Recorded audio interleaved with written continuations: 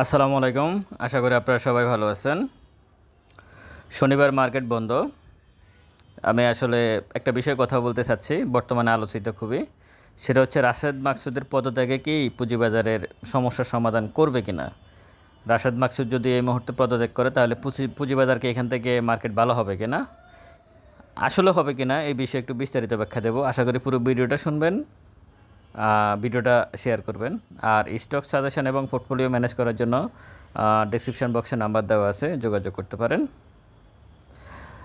প্রথমে আসি আমি সেকেন্ডারি মার্কেট। আমরা যে মার্কেটে শেয়ার বাইসেল করি এটা হচ্ছে সেকেন্ডারি মার্কেট। তো এই সেকেন্ডারি মার্কেটের অর্জন হচ্ছে, আমি যে গ্রাফটা দেখাচ্ছি আপনাদেরকে, যেখানে ধরা আছে উপরে কালো দেখতেছেন 5789, 5 সেপ্টেম্বর 2024। আর আজকের মার্কেট লাল দেখতেছেন 4972। এটার থেকে এটা বাদ দেন, 5789 থেকে 4972 বাদ দেন, যতটুকু মাইনাস হচ্ছে সেকেন্ডারি মার্কেটে রাশেদ মাকসুদের অর্জন হচ্ছে এটুকু। এটা হলো সেকেন্ডারি মার্কেটের হিসাব। আর প্রাইমারি মার্কেটের হিসাব হচ্ছে রাশেদ মাকসুদ এখন পর্যন্ত কোনো আইপিও নিয়ে আসতে পারেন নাই। এটা হচ্ছে প্রাইমারি মার্কেটের অর্জন। তার মানে দুইটা অর্জনে আসলে এগুলো বিসর্জন, এগুলো একটা অর্জন নয়, এগুলো হচ্ছে বিসর্জন। এবার আসেন, উনি সংস্কার করতেছে ক্ষুদ্র বিনিয়োগকারীদের স্বার্থে। উনি কী কী সংস্কার করছে, মানে ক্ষুদ্র বিনিয়োগকারীরা তো সরাসরি হয় প্রাইমারি মার্কেটে আইপিওতে অ্যাপ্লিকেশন করে, আর না হয় সেকেন্ডারি মার্কেটে শেয়ার কিনে প্রফিট করে। এই ক্ষেত্রে ক্ষুদ্র বিনিয়োগকারীদের পক্ষে কি কোনো উনি এই দুটো ক্ষেত্রে কি ক্ষুদ্র বিনিয়োগকারীরা ওনার আমলে গত 5ই আগস্টের পরে আজকে এপ্রিল শেষের দিকে ক্ষুদ্র বিনিয়োগকারীকে কোনো প্রফিট পাইছে কিনা, অথবা মানে মোটামুটি একটা জায়গা আছে কিনা প্রাইমারি মার্কেট প্লাস এই সেকেন্ডারি মার্কেট। সেকেন্ডারি মার্কেট তো আপনারা দেখতেছেন চার্টে, না এরকম কোনো অর্জন ওনার নাই। দুইটা মার্কেটের কোনোটাতেই ওনার এরকম কোনো অর্জন নাই। এবার আসেন দ্বিতীয় যে বিষয়, উনি সংস্কার করতেছে। সংস্কার শুনলেই যে এটা সবসময় পজিটিভ এমন না, সংস্কার মানে যে পজিটিভ ব্যাপার তা না। কিন্তু ওনার সংস্কারের বিষয়টা হচ্ছে বাজারের পতন। উনি যত বেশি সংস্কারের দিকে যাচ্ছে তত বেশি বাজার পতন হচ্ছে। এখন এই পতনটা ওনাকে প্রশ্ন করা হয়েছিল, পতন কেন হচ্ছে বা কী অবস্থা। উনি করছে যেখানে যাক ওনার কিছু করার নাই, উনি কিছু করবে না। আসলে উনি কী করতে চাচ্ছে, পতনটা হচ্ছে কেন? পতনটা হচ্ছে মূলত একটাই কারণ, সেটা হচ্ছে জরিমানা করতেছে। অনেকের ব্রেনে, আমাদের অনেকের মাথায় এটা কাজ করে যে যেহেতু আবুল খায়ের হিরো, সাকিব আল হাসান সহ অন্যান্য যারা আগে বিগত সরকারের আমলে ছিল, তারা মার্কেটকে অনেক বেশি প্রাইস আপ করছে, মার্কেটে অনেক বেশি ছিল, তখন কি প্রাইস কি আপ ছিল কিনা অনেক বেশি? আপনাদের কাছে প্রথমে আমার এই প্রশ্ন থাকলো যে শিবলি কমিশনের সময় কি পুঁজিবাজার আর আমাদের ইন্ডেক্সকে অনেক উপরে ছিল? ছিল না। তাহলে প্রাইস আপ হলো কীভাবে? আচ্ছা, এখন রাশেদ মাকসুদ সাহেব এসে এদের সবার 1000-1500 কোটি টাকা অলরেডি জরিমানা করছে। ভালো কথা, সংস্কার করতেছে, জরিমানা করতেছে আর তদন্ত দিচ্ছে। তো এই জরিমানা করার ফলে মার্কেটে কিন্তু মূলত পতন কিন্তু এখানে এই কারণেই, কিন্তু মার্কেটের পতনটা কিন্তু এখানে শুরু হয়েছে। কিন্তু এই জরিমানার ফলে উনি কি জরিমানা কিছু আদায় করতে পারছে কিনা? উত্তর হচ্ছে না, পারে নাই।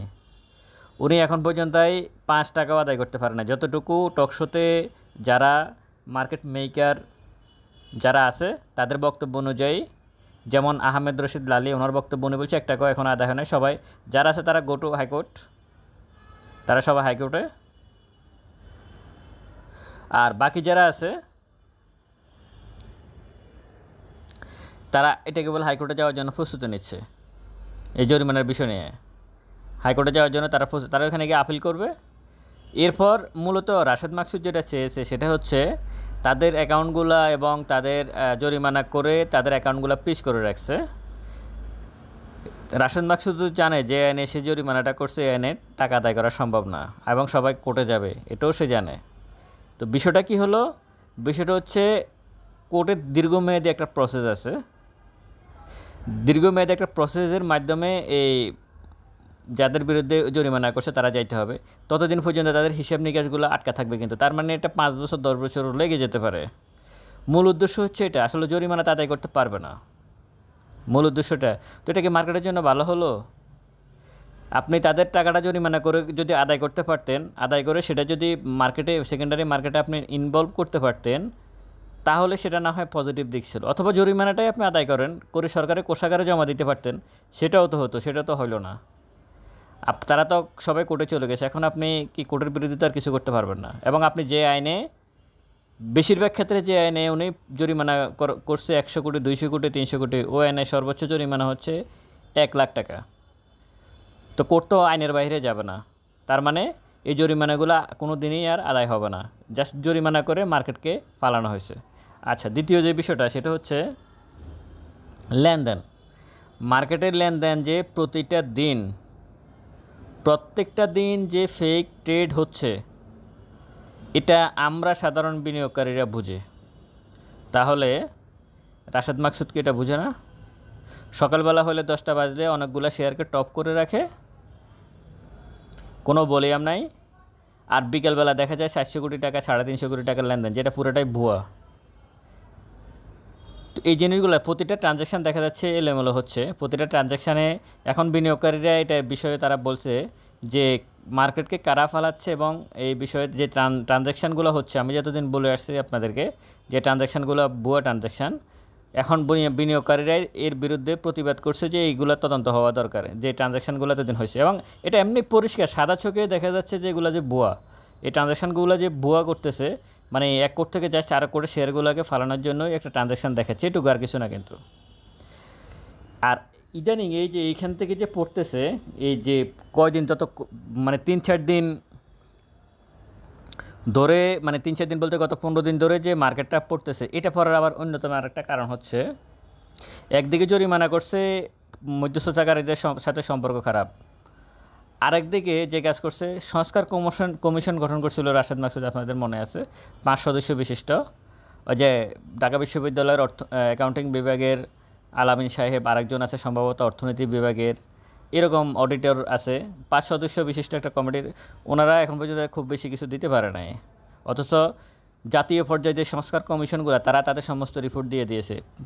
আর বাংলাদেশ সিকিউরিটি এক্সচেঞ্জ কমিশন এত বড় কিছু হয়ে গেছে যে ওনারা এখন পর্যন্ত কোনো ওনাদের মানে তদন্ত রিপোর্ট এখনও দিতে পারে নাই ওনারা। যাই হোক, সমস্যাটা বাড়ছে অন্য জায়গায় গিয়ে। ওই তদন্ত কমিটিকে সহায়তা করার জন্য আবার ফোর্স কমিটি গঠন করছে। ফোর্স কমিটি মানে যে তদন্ত কমিশন গঠন করে দিয়েছে, ওই তদন্ত কমিটি আবার তাদের জন্য আবার আরেকটা কমিটি গঠন করছে, সেটা হচ্ছে ফোর্সেস কমিটি। হ্যাঁ, ওই কমিটিতে রাখছে ব্রোকারেজ হাউসের মালিকদেরকে, অথবা এমডি, সিএফও যারা আছে এদেরকে রাখছে। এখন অন্য ব্রোকারেজ হাউস যারা আছে তাদের সাথে এদের সাথে একটা মানে ধরুন আমরা দুজন একই লেভেলের, একই আমারও ব্রোকারেজ হাউস আছে, আপনারও ব্রোকারেজ হাউস আছে। ধরুন আপনি একটা ব্রোকারেজ হাউসের এমডি, আমিও একটা ব্রোকারেজ হাউসের এমডি। এখন আমাকে তদন্ত কমিটিতে অংশগ্রহণ করাইছে, আমি গিয়ে আপনার বিরুদ্ধে তদন্ত করতেছি, ব্যাপারটা কেমন মনে হবে আপনি চিন্তা করেন। মার্কেটে এখন চলতেছে এটা, মানে পুরা ক্ষোভ, ঘৃণা, রাগ, এক পক্ষে আরেক পক্ষ দেখতে পারে না। মানে কমিশনের সাথে ঢাকা স্টক এক্সচেঞ্জের প্রবলেম, মার্কেট মেকারদের সাথে প্রবলেম, কমিশনের সাথে ঝামেলা, তার অফিসে প্রবলেম। হ্যাঁ, তারপরে যায় মানে প্রতিটা জিনিস করতে গিয়ে পুরো মার্কেটকে একদম ডেস্ট্রয় করে ফেলছে, একদম শেষ করে ফেলছে। এই মার্কেট তো এমন না, শিবলি কমিশনের সময় তো মার্কেট এমন ছিল না। এটা তো একটা ভয়ঙ্কর, মানে বিনিয়োগকারীরা তো ভয়ঙ্কর অবস্থায় আছে এখন এই মুহূর্তে। এটা কি দেশের অবস্থা, আমাদের জিডিপি, অর্থনৈতিক অবস্থা কি, মানে কোথায়? আমরা তো মনে হয় আদিম যুগে আছি। মার্কেট যেভাবে পড়তেছে মনে হয় যেন বাংলাদেশ আদিম যুগে আছে। আর সুতরাং এই সব দিক বিবেচনা করে আপনাদের কাছে কি মনে হয় যে রাশেদ মাকসুদের পদত্যাগেই সব সমস্যার সমাধান হতে পারে? আমি মনে করি যে হ্যাঁ, রাশেদ মাকসুদের পদত্যাগেই সকল সমস্যার সমাধান হতে পারে। কারণ মূল চেয়ারে সে বসে আছে, কারণ প্রবলেমটা শুরু হয় তার থেকে, তারপর এটা ডালফালা মেলে। শুরুটা কিন্তু তার থেকে হয়। এই যে সংস্কার কমিটি, বিনিয়োগকারীদের জন্য সেকেন্ডারি মার্কেটে কোনো, প্রাইমারি মার্কেটে কোনো আইপিও না আসা, সেকেন্ডারি মার্কেটে এইভাবে মধ্যস্থতাকারীদের সাথে সম্পর্কের অবনতির কারণে এইভাবে প্রাইস ফল করা, ইন্ডেক্স পড়ে যাওয়া। হ্যাঁ, তারপর উনি ফোর্স কমিটি গঠন করা, তারপরে যে ওনার এই যে লেনদেনগুলো আছে ফেক লেনদেন, এই ব্যাপারে কোনো তদন্ত না নেওয়া, হ্যাঁ। তারপরে যায় ভালো কোনো কোম্পানিকে উনি এখন পর্যন্ত তালিকাভুক্ত করতে পারে নাই, একটা কোম্পানিকে উনি আনতে পারে না। ওনার কিন্তু মিটিংয়ের পর মিটিং উনি করে শেষ করে ফেলছে, কিন্তু কোনো কোম্পানি কিন্তু লিস্টেড হয় নাই।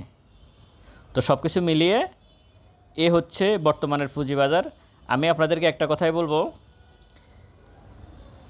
এই মার্কেটে টিকে থাকতে হলে আসলে নিজস্ব কিছু টেকনিক অবলম্বন করে টিকে থাকতে হবে, অন্য কোনো বিকল্প কিছু নাই। হ্যাঁ, এখানে এটা বাজার, এখানে 10-15 লক্ষ বিনিয়োগকারী আছে, এক একজনের চিন্তাভাবনা এক এক রকম। আমার কাজ আপনাদেরকে সহায়তা করা, সহযোগিতা করা, এর উপর আপনারা সিদ্ধান্ত নেবেন। ভালো থাকবেন সবাই, ভিডিওটা ভালো লাগলে শেয়ার করবেন। আসসালামু আলাইকুম।